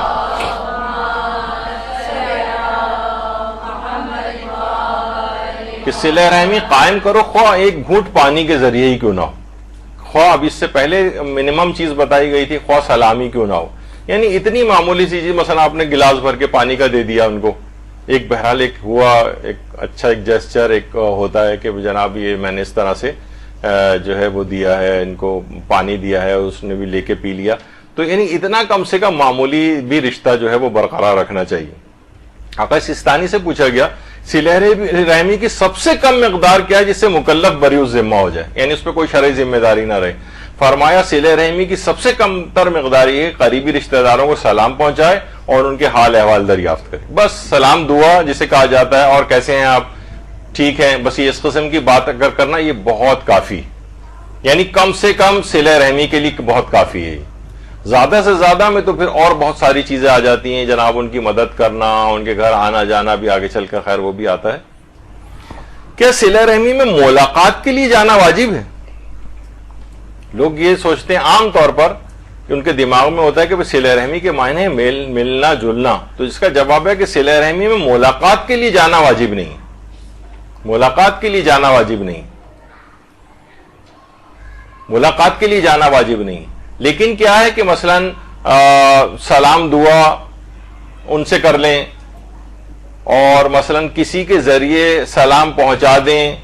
مثلا اب تو واٹس ایپ ہے اور سب کچھ ہے، اس پہ سلام لکھ کے ان کو میسج سینڈ کر دیا، تو ان چیزوں سے بھی صلہ رحمی ہو جاتی ہے. اچھا، ملاقات کے لیے ضروری نہیں کہ گھر جا کر ہی ملاقات کریں. اول تو ملاقات ہی ضروری نہیں، لیکن اگر ملاقات کسی حد تک درکار بھی ہو تو یہ بھی کر سکتے ہیں کہ اس کی جو جاب کی جگہ ہے وہاں جا کر مثلا ہم جا کر اس سے مل لیں، یہ بھی کافی. وہ اس کی کوئی دکان ہے، اس کی دکان پہ گئے، اس سے سلام دعا کر لیا، مل لیے، یہ بھی کافی. وہ کسی جگہ پر کسی کے کنڈوں میں، کسی کی نیاز میں، کسی کی مجلس میں ان سے ملاقات ہو جائے، یہ بھی کافی. یعنی یہ تمام چیزیں کافی ہیں. یا مثلا صرف یہی نہیں بلکہ مثلا ہم بھی واک کرنے جاتے ہیں کسی پارک میں، وہ بھی آتے ہیں تو واک کرنے کے درمیان ایک دوسرے سے ملے، سلام دعا کیا، یہ بھی ملنے کے لیے کافی. کسی جگہ روڈ پہ چلتے ہوئے جا رہے ہیں تو بھی ملنے کے لیے کافی. یعنی یہ ضروری نہیں کہ گھر پر وہ ملاقات کی جائے، بلکہ ادھر ادھر باہر بھی کہیں ملاقات ہو جائے، کاروبار کی جگہ پہ، دکان پہ، پارک میں، سڑک پہ، کسی تقریب میں، تو مجلس میں، نیاز میں، کنڈوں میں، یہ سب میں اگر ملاقات ہو جاتی ہے تو یہ بھی ملاقات کے لیے اس کو سمجھا جائے گا کہ آپ نے ملاقات کر لی. گھر پر جا کر ملاقات کرنا اور گھنٹوں بیٹھے رہنا یہ ضروری نہیں. اسی طریقے سے مثلا عیادت کے لیے جانا، اس کی یہ بھی صلہ رحمی میں شامل ہے. یعنی جب کبھی وہ بیمار ہو جائے تو اس کی آپ عیادت کے لیے جائیں. لیکن کتنی دیر عیادت؟ عام طور پہ وہی ہوتا ہے کہ جناب لوگ اس میں بھی اعتدال سے بالکل ہٹ جاتے ہیں. عیادت کے استحباب کے لیے فقط اتنا کافی ہے. روایتوں میں بھی آیا اور مجتہدین نے اپنے رسالہ عملیہ میں بھی اس کو لکھا ہے کہ صرف بیمار کو جا کر اپنی شکل دکھا دیں اور واپس آ جائیں، یہ بس عیادت کا ثواب آپ کو مل جاتا ہے. یہ اس کے پاس بیٹھنا، اسے دنیا جہان کے نسخے بتانا، ہومیوپیتھک اور ایلوپیتھک اور حکیمی نسخے اس کو بتانا، اور اپنے ایکسپیرینسز میں جو چیزیں اور دوائیں رہی ہیں وہ اس کو بتانا کہ تم بھی یہ کھاؤ، یہ تمام چیزیں کیا ہیں؟ یہ چیزیں بلکہ یہ شاید حرام اور گناہ میں بھی آ جائیں، کیونکہ ہر مریض الگ بالکل ٹائپ کا ہوتا ہے. اسے یہ کہ آپ کو کسی سمٹم میں کوئی فائدہ دے دیا. میں نے ایک دفعہ شاید پہلے بتایا بھی تھا کہ ہمارے ایک رشتہ دار تھے، جو ہے ان کو جوڑوں کا درد بھی تھا، لیکن ظاہر ہے کہ وہ صرف جوڑوں کا درد تو نہیں، اور بھی بیماریاں ساتھ میں ہوتی ہیں. انہیں بڑا ایکٹیو قسم کا پیپٹک السر بھی تھا، جو معدے کا جو السر ہوتا ہے. تو بہرحال وہ کسی رشتہ دار سے ملنے گئے، انہوں نے کہا بھائی جوڑوں کے درد میں تو بروفن 800 ملی گرام کی جو میں نے کھائی تھی مجھے تو بہت فائدہ ہوا. انہوں نے گھر میں آ کے بروفن 800 کھائی. اسی وقت ان کا جو ہے کھانے کی تھوڑی دیر بعد ہی ان کا اسٹمک جو ہے وہ السر جو ہے وہ پھٹ گیا اور ایک زہر سا پھیلا، اور اسی میں پھر ان کی ڈیتھ ہو گئی بعد میں. تو بہرحال یہ کیا ہے کہ یہ دوسروں کو اس قسم کی چیزیں کہ آپ لوگوں بیماریوں کی دوائیں بتانا، جو ٹھیک ہے آپ کو فائدہ ہوا ہے، لیکن ہر پیشنٹ الگ ہے، اس کی بیماریوں کی کنڈیشن جو ہے وہ الگ ہیں، اس کو چیز. تو رشتہ داروں کی عیادت کے لیے یہ ضروری نہیں تھے گھنٹوں بیٹھ کے ان کی پورا تجزیہ و تحلیل، کس سارے ڈاکٹر جو ہے اس قسم کی باتیں کرتے ہیں، یہ تم کرو تو یہ صحیح ہے، وہ بھی عمل کر رہے ہوتے ہیں. میرے بڑے بھائی جو ہیں وہ والدہ کے ساتھ، والدہ انہی کے ساتھ رہتی تھی، تو وہ میں کوئی دوا ان کو بتاتا تھا تو وہ کہتی تھی نہیں، وہ جو بڑے بھائی ہیں تمہارے انہوں نے جو ہے منع کیا ہے اس دوا کو کھانے سے. یعنی میں بطور ڈاکٹر بتا رہا ہوں، اس کو نہیں ماننے، ان کی بات مانی جا رہی. تو بہرحال کیا ہے، رشتہ داروں کی عیادت کے لیے جانا، یہ بس شکل دکھائیں واپس آ جائیں، بس یہ عیادت صلہ رحمی کے لیے کافی. تو یہ اتنے لمبے چوڑے نسخے کرنے کی ضرورت نہیں ہے. بلکہ حال ہی میں ایک جاننے والے جو ہیں وہ ہسپتال سے بیچارے کئی دن کے بعد جب گھر پہنچے، اتنے رشتہ داروں کے گھر آئے کہ ظاہر ہے نہ سونا مل رہا ہے نہ آرام مل رہا ہے، کہ اگلی رات کو پھر ان کو دوبارہ ہسپتال لے جانا پڑ گیا. تو یہ سب چیزیں ہیں جس کو بہرحال خیال رکھنا چاہیے. تو صلہ رحمی کے مختلف طریقے ہو سکتے ہیں. دیکھیے ایک تو یہی ہے ملاقات کے لیے جانا، عیادت کے لیے چلے جانا. اس کے علاوہ صرف یہی نہیں بلکہ آپ اس کا بھی استعمال کر سکتی ہیں، فون کر سکتی ہیں، ای میل کر سکتی ہیں ان کو سلام دعا کے لیے، واٹس ایپ کے اوپر میسج بھیجے جا سکتے ہیں. یعنی کوئی بھی طریقہ ایسا کہ کبھی ملنے بھی چلے گئے، مجلس کے اندر ان کے جو ہے چلے گئے، کسی نیاز کے اندر چلے گئے، تو یہ سب چیزیں صلہ رحمی کے مختلف طریقے ہیں، کوئی ایک طریقہ ایسا نہیں ہے۔ اچھا، البتہ یہ جو بھی آپ نے سنا، بلکہ ہمارے استاد محترم تو یہ بھی فرماتے تھے صلہ رحمی کی کم سے کم حد میں، اور ویسے یہ بھی ایک طرح کی ایک حد ہو جاتی ہے کہ کم سے کم حد یہ ہے کہ اتنی اطلاع رکھنا کہ فلاں ہمارا رشتہ دار جو ہے وہ زندہ بھی ہے یا مر گیا ہے۔ یعنی کم سے کم، یعنی بہت سے لوگ اتنے لاپرواہ ہو جاتے ہیں کہ رشتہ داروں کے بھی انتقال ہو جائیں، کچھ ہو جائیں، کچھ پرواہ نہیں ہوتی، سالوں بعد پتہ چل رہا ہے اچھا مر گئے وہ۔ تو یہ جو ہے نا صلہ رحمی جو ہے، اچھا اب یہ جو منیمم جو حد ہے یہ بھی اشخاص کے اعتبار سے الگ ہو سکتی۔ مثلا والدین بھی تو صلہ رحمی میں آتے ہیں کہ آپ ان سے کریں گے کہ بس ان کے کسی سے معلوم کر کے اطلاع رکھ لیا، صرف ایک سلام کا میسج بھیج دیا ان کو؟ نہیں، ان کے پاس کم سے کم اتنی دفعہ جانا کہ وہ ان سے ملاقات کے لیے، ان کے خیر و عافیت کے لیے اگر کوئی اس طرح سے اپنا تعلق رکھے۔ بعض اوقات یہ ہوتا ہے لوگ چھوڑ کے سالوں کے لیے اس طرح سے والدین کو چلے جاتے ہیں، وہ بیچارے ان کے لیے ترس رہے ہوتے ہیں، اور وہ جو ہیں آرام سے بیرون ملک جو ہے وہ روابط نہیں رکھتے ہیں ان سے، یا بس بہت ہوا تو چند $100 انہوں نے کبھی سالانہ بھجوا دی۔ تو یہ بہرحال اس طرح کی چیز نہیں، والدین کے لحاظ سے صلہ رحمی میں یعنی یہ اتنی منیمم مقدار، یعنی افراد کے اعتبار سے فرق رکھتی۔ بہن بھائیوں سے کیا انسان جو ہے وہ سالہ سال صرف کسی کے ذریعے معلوم کروائے گا، یا صرف کسی کے ذریعے سلام پہنچوا دے گا، یہ کافی سمجھا جائے گا؟ تو نہیں، اس سے تھوڑا سا یعنی دیکھا جائے گا۔ ہاں البتہ کہ اور جو ذرا رشتہ دار ہیں جو اگرچہ خونی ہیں، لیکن یہ کہ مثلا کزنس ہیں یا کہیں دور علاقوں میں اور ملکوں وغیرہ کے اندر رہتے ہیں، تو ان کے لیے صحیح ہے کہ چلو آپس میں کم سے کم ایک سلام دعا والا میسج کر دیا انہوں نے ایک دوسرے کے ساتھ۔ لیکن یہ لوگوں کے اعتبار سے بھی فرق رکھتی ہے یہ چیز۔ کیا کسی دوسرے شخص سے اپنے رشتہ دار کا احوال دریافت کرنا بھی صلہ رحمی میں آتا ہے؟ ہم اس سے نہیں پوچھ رہے، ہم اس کی معلومات لے رہے ہیں اور افراد سے، تو اس کا جواب ہے کہ جی ہاں یہ بھی صلہ رحمی میں آتا ہے۔ یعنی ہم اس سے ایسے لا تعلق نہ ہو جائیں، جیسے کہا جاتا ہے نا کہ مثلا شوہر جو ہیں اگر اس انداز سے اپنی بیویوں کو سالہ سال کے لیے چھوڑ کر چلے جاتے ہیں کہ معاشرے میں وہ شوہردار ہی نہیں بلکہ ایک بے شوہر عورت کے طور پر، یعنی لوگ اسے بے شوہر کی سمجھ رہے ہیں، اتنے طویل عرصے کے لیے چھوڑ کے چلے گئے، تو یہ بھی خود حرام اور گناہ کے اندر آتا ہے۔ تو اس طرح سے یعنی بہرحال یہ اس میں آتا ہے، لیکن عام افراد کے لیے کہ ہم مثلا جو اشخاص ہیں ہم ان سے براہ راست اپنے رشتہ داروں سے نہیں پوچھ رہے ہیں ان کا حال احوال، بلکہ ان کا احوال دیگر لوگوں سے دریافت کر رہے ہیں، تو یہ بھی صلہ رحمی میں آ جاتا ہے۔ یعنی ان سے بالکل لا تعلق نہ ہو جائیں، کم سے کم والی حد ہے، لیکن یہ اچھا یہ بھی دیکھیے کہ یہ کم سے کم حد ہے، بالکل جیسے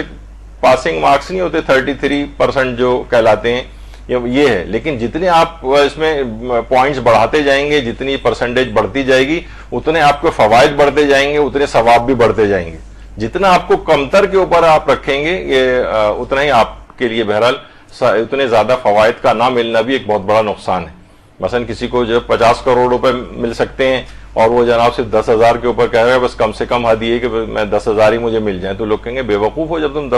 50 کروڑ لے سکتے تھے تو 10,000 پہ کیوں اکتفا کیا؟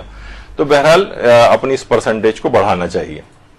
کیا سوشل میڈیا کے ذریعے بھی صلہ رحمی ممکن ہے؟ تو ابھی آ گیا کہ جی ہاں، ای میل کے ذریعے، واٹس ایپ کے ذریعے اور انسٹاگرام اور پتہ نہیں کون کون سے جتنے بھی آپ کے پاس یہ سب چیزیں ہیں، ان کے ذریعے بھی سلام دعا رکھنا، حال احوال پوچھ لینا، یہ کافی شمار ہوتا ہے۔ یعنی کم سے کم گناہ والے مسئلے سے آپ نکل جاتے ہیں، یہ بھی ممکن ہے۔ اچھا، پھر ایک چیز ہے قاطع رحم سے صلہ رحمی، ابھی تو ذکر اس کا ہو گیا، لیکن روایات میں آتا ہے ایک شخص نے پیغمبر اکرم صلی اللہ علیہ وآلہ وسلم خدمت میں آ کر عرض کیا، یا رسول اللہ، میرے رشتہ دار ایسے ہیں جن سے میں صلہ رحمی کرتا آ رہا ہوں، لیکن وہ مجھے ستاتے آ رہے ہیں، اب میں نے بھی ارادہ کر لیا کہ انہیں چھوڑ دوں۔ پیغمبر اکرم نے فرمایا، تو پھر خداوند عالم تم سب کو چھوڑ دے گا، اس کو بھی چھوڑ دے گا جس نے قطع رحمی کی، اور تم اگر اسے چھوڑو گے تمہیں بھی چھوڑ دے گا۔ اس نے عرض کیا، یا رسول اللہ، پھر میں کیا کروں؟ فرمایا، جو تمہیں محروم کرے تم اسے عطا کرو، جو تم سے قطع تعلق کرے تم اس سے رشتہ استوار کرو، اور جو تم پر ظلم کرے اسے معاف کرو، اور جب تم ایسا کرو گے تو اللہ اس کے خلاف تمہارا پشت پناہ بن جائے گا۔ یعنی یہ اس طور پر نہیں ہے کہ آپ کہیں کہ بھئی وہ رشتہ دار جو ہے مجھے بہت ستاتا آ رہا ہے، خالی قطع تعلق ہی نہیں کہ مجھے ستاتا بھی ہے، تو میں نے تو ارادہ کر لیا کہ اسے چھوڑ دوں. پیغمبر نے کہا نہیں, پھر اللہ تم سب کو چھوڑ دے گا, یعنی پھر تم بھی اس عذاب کے اندر گرفتار ہو جاؤ گے. پھر کہا کہ اگر وہ تمہیں محروم کرے, عطا کرو, قطع تعلق کرے, رشتہ استوار کرو, ظلم کرے, معاف کرو, اگر ایسا کرو گے تو اللہ تمہارا پشت بنا بن جائے گا. بڑی اہم بات ہے. اچھا, اگر رشتہ دار ملنا ہی نہ چاہیں, دیکھیں عام طور پر ہوتا یہی کہ ملنا جلنا بعض اوقات ایسا ہوتا ہے, اول تو پہلی بات یہ کہ وہ آپ سے کیوں ملنا نہیں چاہ رہا ہے, تو بہرحال اپنا بھی تھوڑا سا ایک جائزہ لینا چاہیے. آپ کے مثلا آپ کا طنز کرنے کی عادت ہے, آپ اور کوئی اس طرح کی بات ان کے ساتھ کرتے ہیں, کوئی ایسا نقصان ان کو پہنچتا ہے. بعض اوقات انسان اپنے آپ کو جو ہے نا وہ بہت سے گریس مارکس دے کے وہ کہتا ہے نہیں میرا تو عمل اچھا. ہر آدمی سے پوچھیں, قاطع رحم سے بھی پوچھیں, وہ کہے گا بھائی میرا عمل تو اچھا ہے, وہ دوسرا والا خراب ہے. تو اس میں انسان اپنے آپ کو دیکھے, یعنی کہا جاتا ہے نا کہ میں دوسروں کی آنکھوں کا شہتیر تو نظر یعنی تنکا بھی جو ہمیں شہتیر لگ رہا ہوتا ہے, اور اپنی آنکھوں میں اتنا بڑا چیزیں پڑی ہوں. جب بھی کہا جاتا ہے نا کہ بہرحال دوسروں کے زکام بھی ہمیں کوڑ لگتے ہیں اور اپنا کوڑ ہمیں زکام لگ رہا ہوتا ہے. تو وہ ملنا نہیں چاہ رہے ہیں تو پہلے تو اپنے اندر دیکھیں کوئی ایسی پرابلم والی بات تو نہیں, کیوں نہیں ملنا چاہ رہا ہے. لیکن بالفرض آپ نے کہا نہیں میری وجہ نہیں ہے, تب بھی بہرحال اگر وہ ملنا نہیں چاہ رہے تو کوئی بات نہیں, نہ ملیں. لیکن جو متبادل طریقے آپ کو بھی بتائیں کہ مثلا میسج پہنچا دینا, ان کو کسی کے ہاتھ سلام کہلوا دے, رشتہ دار ملا جو اس سے کلوز لنک رکھتا ہے, آپ نے کہا بھی میرا سلام ان تک پہنچا دیجیے گا, یہ بھی صلہ رحمی میں شمار ہو جائے گا. یا کم سے کم لکھ کے, اب تو اتنی آسانی سہولت ہو گئی, خط بھی لکھ سکتے ہیں, ای میل بھی کر سکتے ہیں, اگر آپ کو پتا ہے واٹس ایپ میسج کر سکتے ہیں, چاہے ان کا جواب نہ بھی آئے جواب سلام کا, تب بھی آپ کی کم سے کم ذمہ داری پوری ہو جاتی ہے. تو یہ ایک مسئلہ اس کے اندر ہے. حضرت ابو ذر غفاری فرماتے ہیں پیغمبر اکرم صلی اللہ علیہ وآلہ وسلم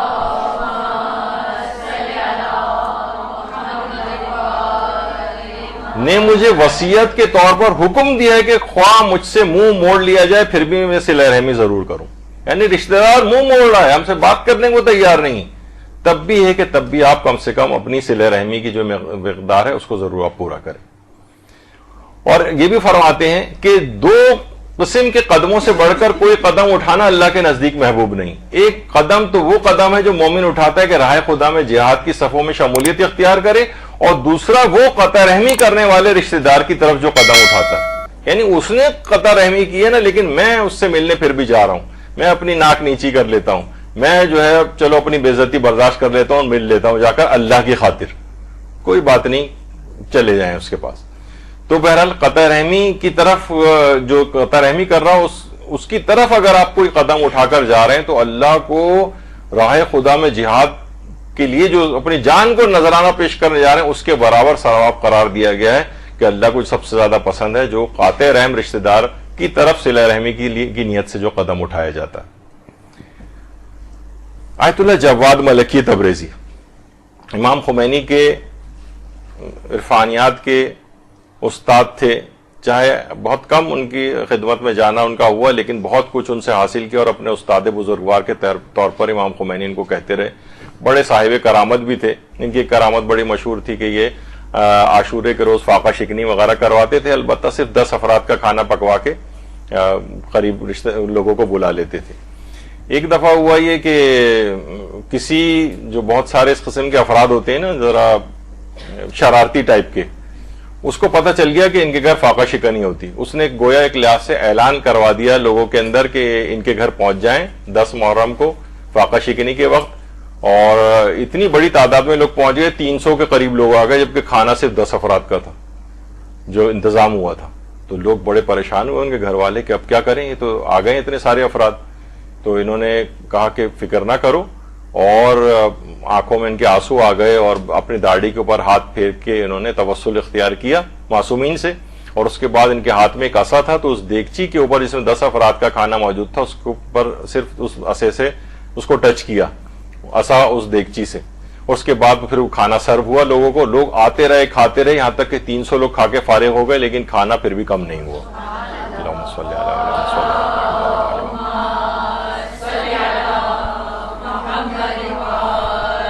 اور بھی ان کی بڑی کرامات ہیں. یہ خود فرماتے ہیں ان کے متعلق یہ بات ملتی ہے. اچھا آیت اللہ جواد کی تبریزی جو ہے ان کی قبر پہ رہبر معظم جب کبھی قم تشریف لاتے ہیں تو قبرستان شیخاں جو بالکل معصومہ قم سلام اللہ علیہ کے برابر میں صلی اللہ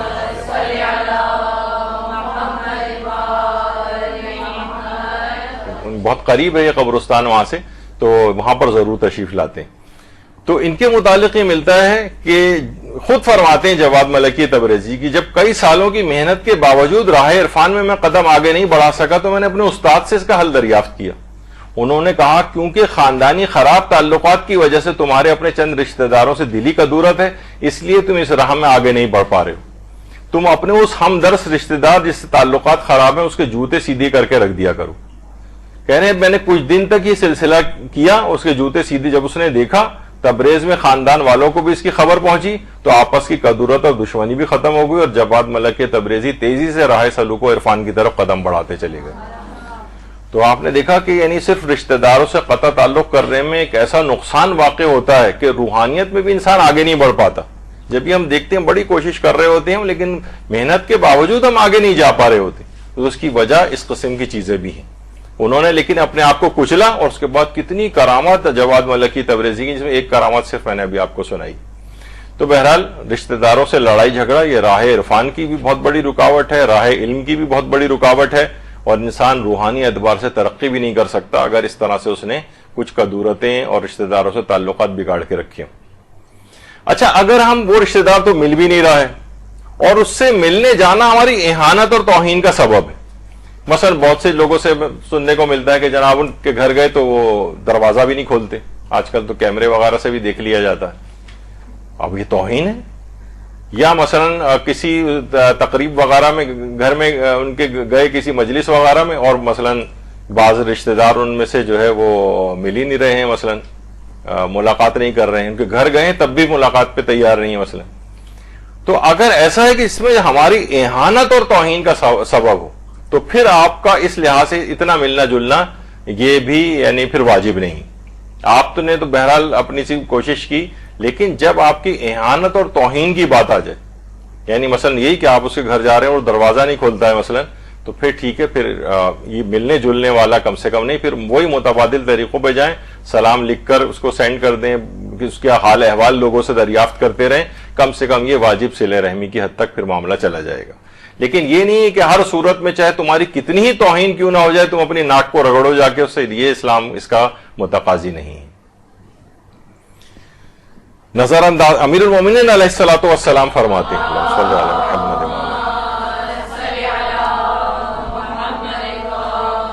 کہ تمہارا اس شخص کی طرف رغبت کرنا جو تمہاری طرف سے بے رغبت ہے ذلت کا باعث. یعنی پھر تم اپنے بار بار اس کیوں اپنی اہانت کروا رہے جبکہ تمہارے پاس متبادل طریقے موجود ہیں صلہ رحمی کے، تم اس کی طرف جاؤ. اور یہ بھی تعلیم دی گئی حضرت امیر کی طرف سے کہ جب تم اپنے کسی بھائی سے قطع تعلق کرنا چاہو، یعنی انیویٹیبل ہو گیا ہے بس اب تو کرنی ہی ہے، یعنی اب ان سے بات چیت بہت مشکل ہے، تو اپنی طرف سے اس کے لیے ایسی گنجائش رکھو کہ اگر کسی دن صلح کی ضرورت پیش آ جائے تو اس کی طرف رجوع کر سکو. یعنی تعلقات اتنی خرابی کی طرف ایکسٹریم پر نہ لے جاؤ کہ تم دوبارہ مل بھی نہ سکو. یعنی اتنا بس ٹھیک ہے بات چیت ہماری ذرا کم ہو گئی ہے، دور دور ایک دوسرے سے ہو گئے ہیں، ملنا جلنا اب بہت کم ہو گیا ہے ان سے یا نہ ہونے کے برابر ہو گیا ہے، لیکن یہ نہیں کہ مثلا وہی جیسے میں نے پچھلی نشست میں کہا تھا ایسا شو ڈاؤن کر لیا آپ نے، وہ ترکی لڑائی دنگا ہاتھا پائی فلاں اس تک کتنا لے گئے ایکسٹریم پہ دشمنی میں اپنے آپ کو کہ اب دوبارہ کبھی ایسے مواقع آ بھی جائیں کہ جب اس سے ملنا ضروری ہو جاتا ہے تو اب تمہارا منہ ہی نہیں پڑ رہا ہے ان سے بات کرنے کو. تو اتنی ایکسٹریم پہ پھر بہرحال اپنی اس چیز کو نہیں لے جانا چاہیے اور ایک گنجائش تھوڑی رکھنی چاہیے. بعض اوقات لوگ یہ کرتے ہیں اگر قطع رحمی کے لیے قسم کھائی، بس میں نے تو قسم کھا لی ہے کہ اب میں اس شخص سے آئندہ نہیں ملوں گا، تو اس قسم کا پورا کرنا کیسا ہے؟ ایسی قسمیں یا مثلا بعض اوقات لوگ رشتہ داروں کے خلاف جنازے میں کہ ان کو میرے جنازے میں بھی نہیں آنے دینا، میں وصیت کر کے جا رہا ہوں، تو کیا ان کی اس وصیت پہ عمل کرنا ضروری ہے؟ تو اس کا جواب ہے کہ نہ تو اس قسم کی وصیتوں کی کوئی اہمیت ہے اور نہ ایسی قسموں کی کوئی اہمیت ہے. امام جعفر صادق علیہ الصلوۃ والسلام فرماتے ہیں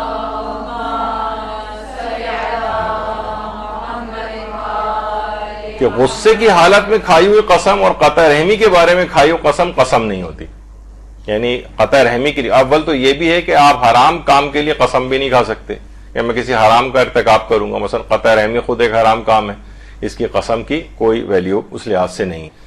بلکہ ایک تو یہ کہ قسم شمار نہیں ہوتی, بلکہ یہ بھی فرمایا غصے اور قطع رحمی کے بارے میں قسم نہیں ہوتی. اور ایک اور حدیث میں امام نے فرمایا خدا کی نافرمانی کے لیے بھی کوئی قسم نہیں ہوتی. خالی صرف قطع رحمی کے سلسلے کی بات نہیں ہے, بلکہ یہ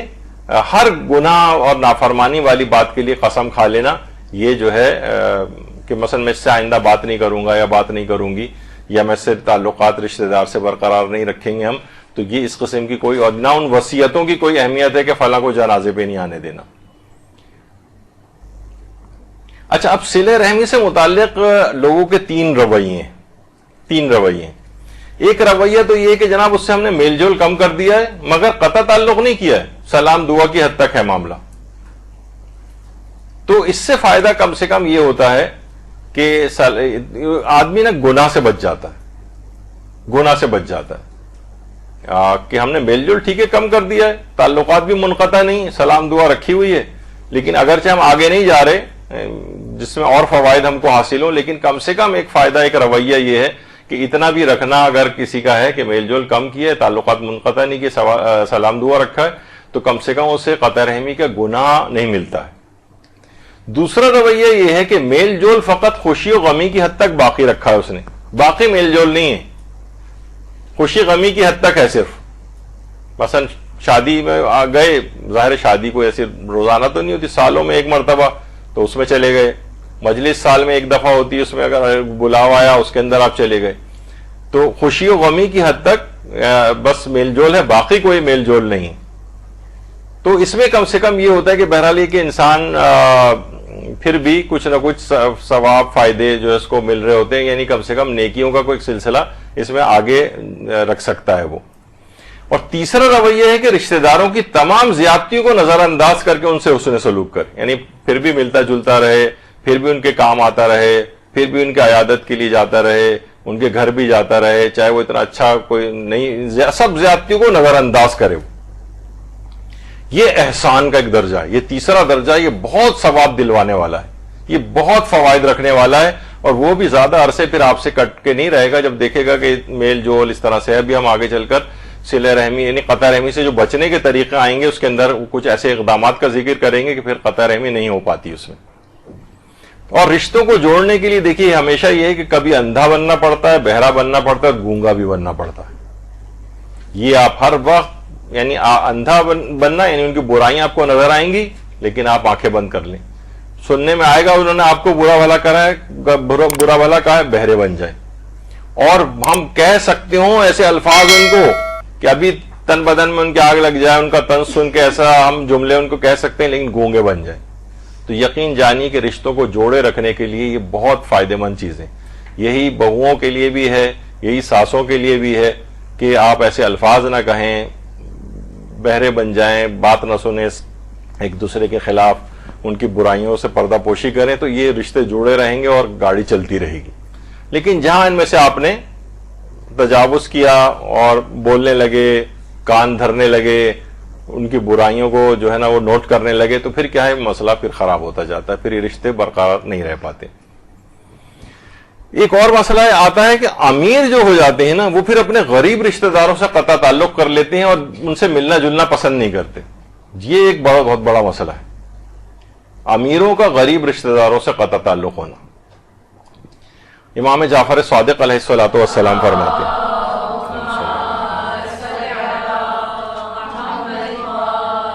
کہ جو شخص کسی غریب مسلمان کو اس طرح سلام نہیں کرتا جس طرح امیر کو سلام کرتا ہے, تو قیامت کے دن اللہ کے حضور اس حالت میں پیش ہوگا کہ اللہ اس پر غضبناک ہو, غصے ہوگا اللہ اس کے اوپر. سوچیں قیامت کے روز وقت اللہ کی کتنی رحمت کی اور اس کی ضرورت ہوگی ہمیں, اور اسی دن اللہ غضبناک ہو جائے تو کون ہے جو پھر اس سے بچا سکے گا. تو کسی غریب مسلمان کو, یعنی ٹھیک ہے سلام ہم کر رہے ہیں لیکن بس ایسی بے رغبتی سے اس کو کوئی خاص لفٹ نہ دیتے ہوئے اس سے سلام دعا رکھ رہے ہیں, لیکن امیر آ جائے تو وہ اس کے پاس جا رہے ہیں, اٹھ کے جا رہے ہیں, وہ جناب کرنل صاحب آ گئے ہیں, فلاں صاحب آ گئے ہیں, تو یہ جو ہے نا ان کو ایکسٹرا عزت امیروں کی اس طرح سے اگر کوئی دے رہا ہے، اور یہ فرق کر رہا ہے اپنے رشتہ داروں میں امیر و غریب کا بھی، اور صرف رشتہ دار ہی نہیں، امیر و غریب میں بھی سلام میں اگر فرق کرے تو یہ چھٹے امام جملے ارشاد فرما رہے ہیں کہ اللہ اس پہ غضبناک ہو جائے گا۔ اور حضرت امام موسیٰ کاظم علیہ الصلوۃ والسلام فرماتے ہیں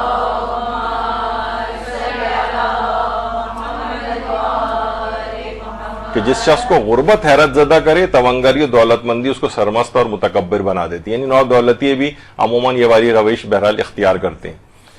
اور پیغمبر اکرم صلی اللہ علیہ وآلہ وسلم یہ جملے ارشاد فرماتے ہیں کہ غربا کے ساتھ دوستی کرو کیونکہ قیامت کے دن وہ صاحب دولت و حکومت ہوں گے، یعنی اس دن تمہیں پتہ چلے گا کہ ٹھیک ہے اس دنیا کے اندر یہ غریب تھا، مالی حالات اس کے اچھے نہیں تھے، ایک چھوٹے ایسے کمزور علاقوں کے اندر رہتا تھا، مثلا جہاں آپ جانا اتنا پسند نہیں کرتے، آپ پوش علاقوں کے اندر مثلا رہتے ہیں، تو کیا ہے کہ اصلاً میں پھر یہ ان کی تمام کمیوں کا مداوع آخرت میں ہو جائے گا، پھر جو ہے ان کو جو وہاں ایک اعلیٰ حکومت اور یہ سب چیزیں دی جائیں گی، پھر آپ کی آنکھیں خیرہ ہوں گی۔ تو بہرحال ان سے یہاں پر دوستی رکھو کیونکہ یہ پھر قیامت میں کے دن آپ کو فائدہ پہنچانے والے افراد میں سے ہوں گے، جب یہ بہت زیادہ وہاں پر صاحبان دولت ہوں گے، یعنی ان کے پاس بڑا اقتدار ہوگا۔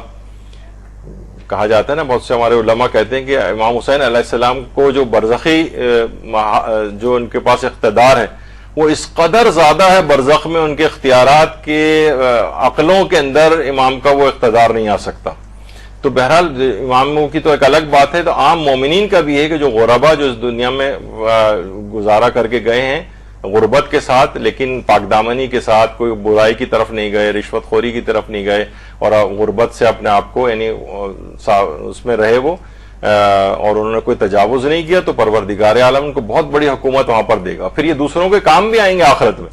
بہت سارے لوگ افراد کے ہیں کہ جو اس دنیا میں بھی لوگوں کے کام آتے ہیں نا، وہ آخرت میں بھی کام آئیں گے۔ وہ دیکھیں گے کون ہمارا جو ہے رشتہ دار کون کس مصیبت میں ہے، کون سے عذاب میں گرفتار ہے، وہ جائیں گے اور شفاعت کر کے ان کو وہاں سے لے کر آئیں گے۔ تو بہرحال یہ سب چیزیں ان افراد کے ساتھ دوستی رکھنی چاہیے جو مالی اعتبار سے اس وقت آپ کو کمزور نظر آ رہے ہیں، ان کے ساتھ۔ اور یہ بھی ہے کہ کہا جاتا ہے کہ حضرت امیر المومنین علی ابن ابی طالب علیہ الصلوۃ والسلام